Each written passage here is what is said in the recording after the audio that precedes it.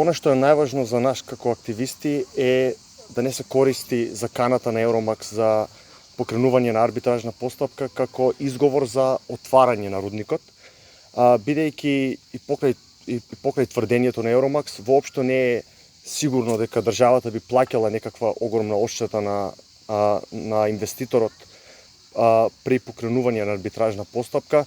Напротив, државата има силни правни аргументи на кои би можело да се повика во таква евентуална тужба и да издвои и позитивен исход.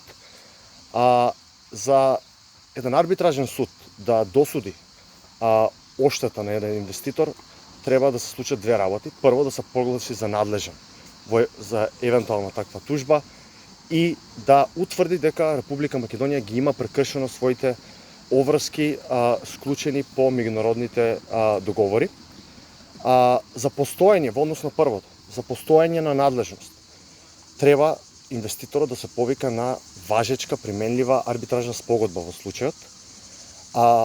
Таква арбитражна спогодба во договорот за концесија нема, тоа што ги видов двата договори за концесија.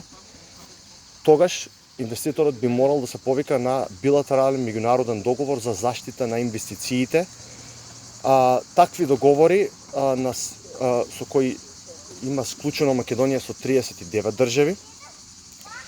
И за да се примени еден таков договор, инвеститорот би морал да ја има националноста на другата договорна страна во таков меѓународен договор. Директни инвеститори, сопственици на Евромакс, концесионерот во случајот, се канадска и компанија од Обединетото кралство. Ние со овие држави немаме склучено меѓународни договори за заштита на инвестициите. Од тука не би имале арбитражна спогодба на која може да се повикаат врз основа на такви договори. Понатаму во сопственичката структура се јавуваат компании од Холандија. Знаеме, од неодамна влезе во сопственичката структура ND Group со 25% чинам од акциите во Евромакс, но и Македонија има склучен таков договор за заштита на инвестициите со Холандија, но и таков договор би бил тешко применлив.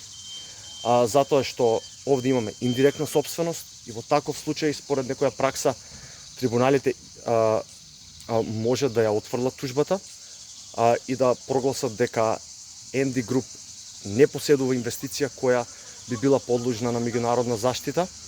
Исто така, ND Group влегува во сопственичката структура кога веќе е извесен спорот со Република Македонија. Имаме ситуација кога е одземена концесијата, кога најважно може, кога мештаните тврдат и се одлучи дека нема да има рудник и веќе Евромакс со години најавува арбитражна тужба, се уште ја немаме видено. И во такви случаи меѓународниот арбитражен суд во Вашингтон има пракса да ги отфрла таквите тужби. Понатаму, ND Group има конечен собственик и е управувана под контрола на македонски државјани, колку што знам. И во таков случај исто така има пракса да биде отфрлена таква тужба. Други компании во сопственичката структура индиректно се појавуваат офшор компании од Кајманските острови. Истражував деновиве како собственик на таа офшор компанија од Кајманските острови се јавува компанија од Швајцарија.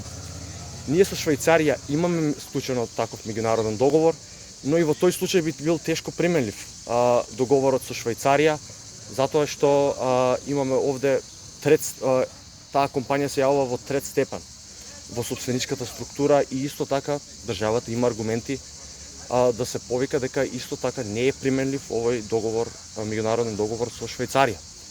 Па еве дури да се прогласи арбитражен суд за надлежен. Тој би требало да утврди дека Македонија ги има прекршено своите меѓународни обврски, да го заштитува инвеститорот, да му ги понуди сите заштити согласно нашето право и дека Евромакс ги има испочитувано сите законски услови да може да отпочне со концесијата и со инвестицијата.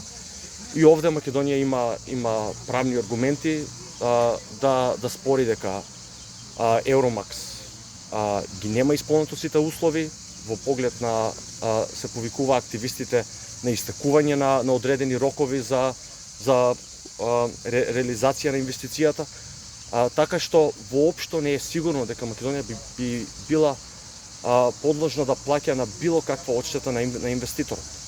Најдобро сценарио во овој случај за државата е конечно правосудните органи да проработат и да покренат соодветни кривични истраги и да го докажат очигледното во случајот дека има некое противзаконско влијание, што е кривично дело според нашето право, бидејќи сите проблеми на Евромакс магично се решаваат откако ND Group, поврзана со лица блиски до една владеачка партија, влегува во собственичката структура. Во тој случај ќе би се докажало и дека Евромакс се послужила со незаконски методи за да ја реализираат својата инвестиција и би го изгубиле своето право на заштита.